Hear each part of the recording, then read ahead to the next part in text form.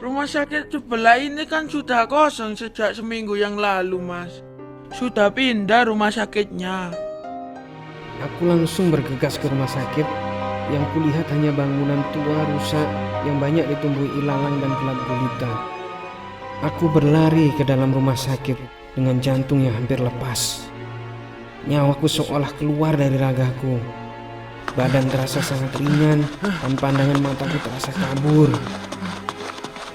Aku menangis histeris sambil terus mencari istriku.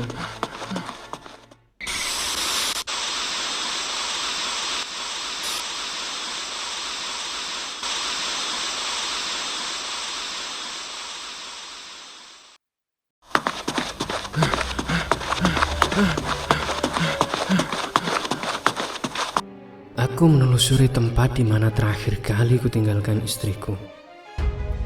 Waktu aku membuka pintu ruangan itu, aku mendapati istriku tergeletak pingsan bersimbah darah sambil menggendong anak kita.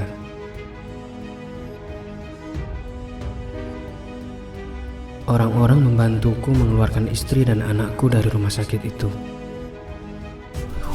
Kami langsung dibawa ke rumah sakit terdekat. Sampai di rumah sakit, istriku siuman dan berteriak histeris ketakutan. Dia mengatakan melihat laki-laki berbadan besar yang mempunyai kepala ular dengan mata yang sangat besar dan taring yang menjulang tajam. Sampai akhirnya dokter di rumah sakit memberikan obat penenang yang membuat istriku tertidur. Anak laki-lakiku lahir selamat dengan kondisi sehat, tapi plasentanya tidak ada. Aku dan warga sudah berusaha mencari di seluruh ruangan rumah sakit, tapi tidak menemukannya. 3 hari sudah istri dan anakku dirawat di rumah sakit. Akhirnya kami pulang ke rumah. Istriku yang mempunyai sikap riang berubah drastis menjadi sangat pendiam dan selalu tiba-tiba menjerit ketakutan semenjak kejadian itu. Sampai-sampai istriku tidak mau merawat anak kami karena dia berteriak ketakutan saat melihat bayi kami. Hingga anak kami dirawat oleh ibu mertuaku. Aku sudah berusaha membawa istriku ke banyak paranormal. Tapi seminggu berlalu, kondisi istriku tetap sama, bahkan semakin parah. Dia selalu melamun dengan pandangan kosong, dan dia tidak pernah menyaut saat diajak berbicara. 40 hari sudah semenjak istriku melahirkan. Aku mengadakan syukuran pengajian di rumah, karena hal itu sudah menjadi kebiasaan tradisi di kampungku. Aku mengundang kiai untuk memimpin jalannya pengajian. Saat itu jam menunjukkan pukul 3 sore. Assalamualaikum warahmatullahi wabarakatuh. Waalaikumsalam Pak Haji, silakan masuk. Astaghfirullahaladzim. Astaghfirullahaladzim. Astaghfirullahaladzim. Sini Mas, duduk di sebelah saya. Ada yang mau saya tanyakan dan sampaikan.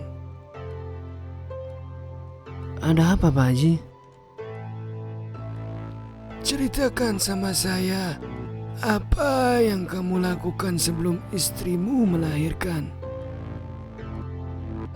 Aku terkejut mendengar perkataan Pak Haji. Dan aku menceritakan semua kejadian yang aku alami dan istriku. Dari kita naik becak hingga ke rumah sakit. Lalu aku menunjukkan keadaan istriku yang semakin parah. Sebelum kamu pergi ke pasar malam bersama istrimu, apa yang kamu lakukan? Saya melayat tetangga saya dulu, Ji. Dan saya ikut menguburkannya ke kuburan kembar. Kenapa, Ji? Apa yang kamu lakukan di kuburan kembar selain melayat? Waktu itu tepat di sebelah pohon beringin ada ular lewat di depan saya, Ji. Sontak saya langsung memukulnya dengan batu besar yang ada di bawah saya. Dan saya arahkan tepat di kepala ular itu hingga kepalanya pecah.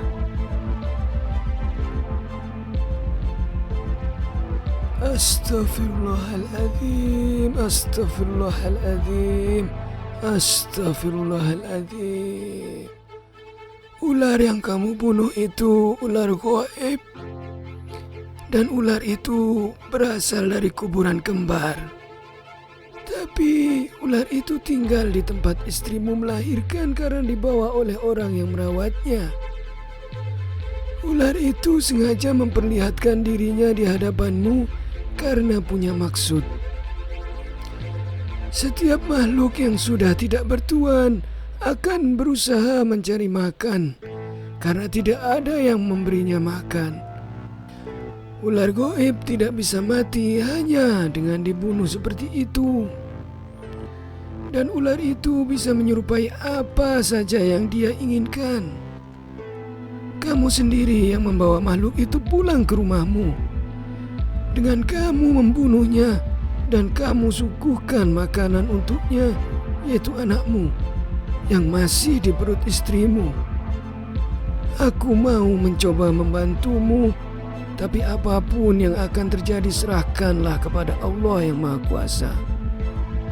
Semua yang kamu alami ini sudah atas izin Allah. Jadi dekatkan dirimu kepada Allah, karena Allah lah yang bisa membantu dan memutuskan segala sesuatunya. Sucikan istrimu dengan wudhu, pakaikan dia mukena dan baringkan dia di tengah kita. Ayo, kita doakan bersama sebelum datangnya maghrib. Bismillahirrahmanirrahim. Qul huwallahu ahad, Allahus samad, lam yalid wa lam yulad wa lam yakul lahu kufuwan ahad. Setelah dibacakan ayat-ayat ruqyah, tiba-tiba istriku banyak memuntahkan darah.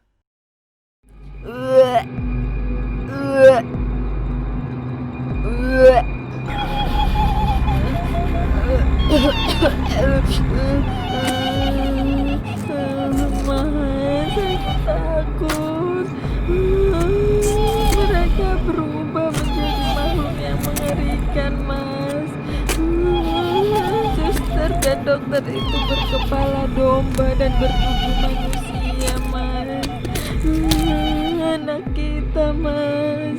Anak kita dimakan oleh ular bertaring, Mas. Tenang, Dek.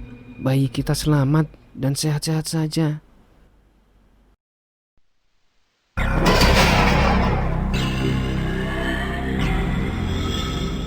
Yang sabar dan tawakal ya.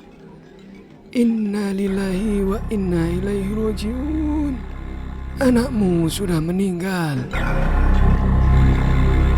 Aku dan istriku menangis histeris. Aku masih tidak percaya dengan kejadian yang sudah aku alami. Istriku sudah sembuh dan sikapnya kembali seperti semula. Tapi anak kami meninggal. Selama ini aku sudah melalaikan kewajibanku. Aku tidak melaksanakan perintahnya. Bahkan sholat pun tidak pernah aku kerjakan. Allah memberiku hidayah dan kesempatan dari kejadian ini. Aku akan berusaha memperbaiki sholatku, menjadi imam yang baik untuk istriku, menjalankan perintahnya dan menjauhi larangannya.